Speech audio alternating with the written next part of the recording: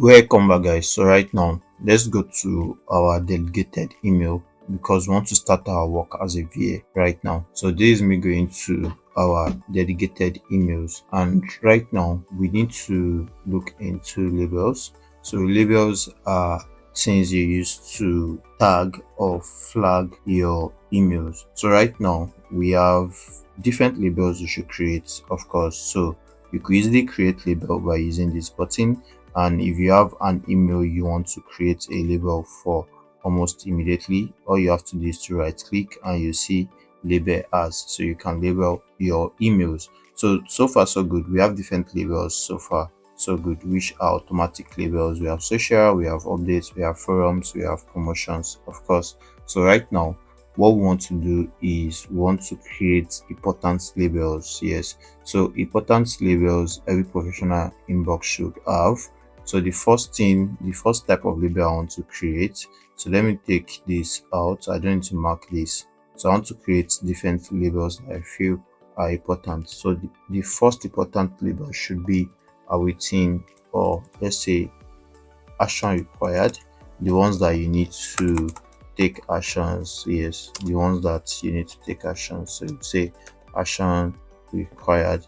So you're going to, you can nest a label. That means you have a parent label, but this is not a parent label, this is just a plain label. If you want to have a parent label, you could have something like project, and under project you could have website, you could have design. So that is nested label. So you could nest design under projects. So that's how that works. So now we want to create this as just a label. So we're going to say create.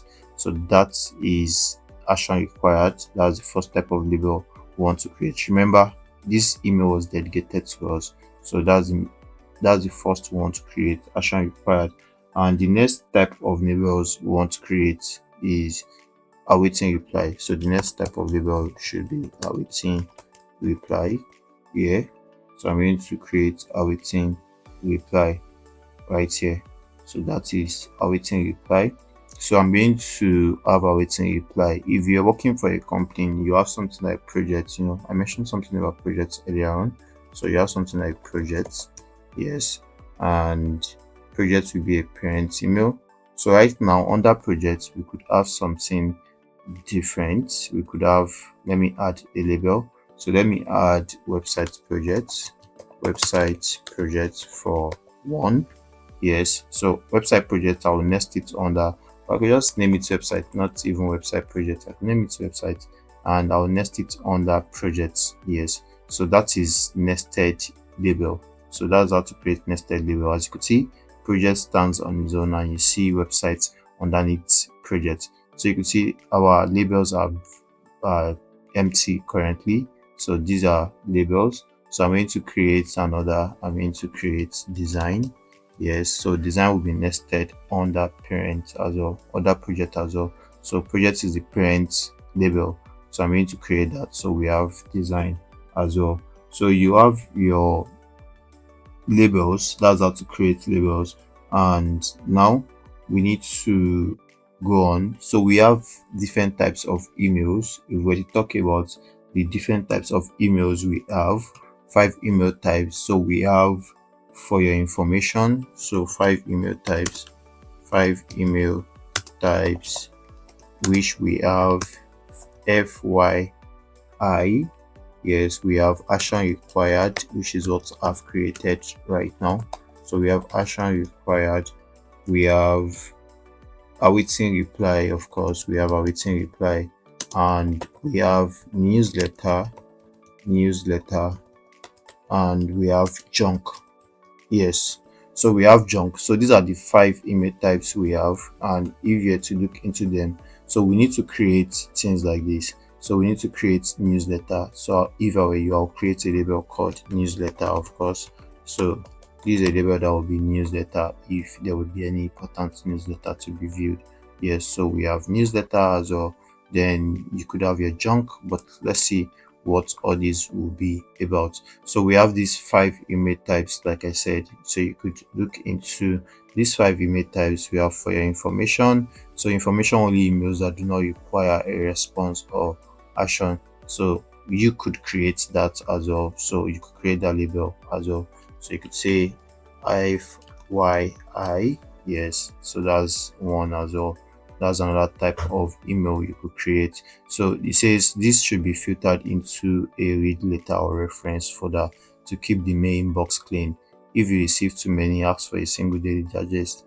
If you are sending an FYI, ensure it is truly just for awareness, not a hidden action request. So action required, we've done that as well.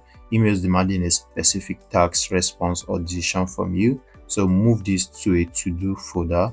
If the action takes less than 2 minutes, do it immediately. So you have 4 Ds we spoke about. So we're going to see all these in zero inbox strategy. So you use subject lines, prefaces like action, urgent to highlight this, and clear and a clear deadline.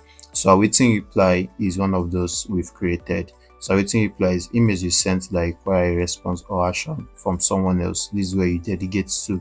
So we are going to talk about 4 Ds in zero inbox strategy. So you dedicate to awaiting reply. You dedicate to awaiting reply. Then we have newsletter, which are informational content, marketing or industry updates you signed up for. So we can filter these automatically into newsletter or read later folder to avoid daily distraction. So aggressively unsubscribe for newsletter you no longer read to keep this folder manageable. Yes, we're going to do that as well. So junk or spam, unsolicited messages, phishing attempt or junk email, delete immediately or mark as spam. So you don't need to create a folder for junk. You either delete or mark emails as spam. So that is the whole process of you creating a label. So we've successfully created different labels we feel we might need. We talked about design, websites, and the likes. So we have all these labels right now. I hope to see you in the next lesson where we get to talk about filters, we get to talk about zero inbox strategy. I hope to see you in the next lesson.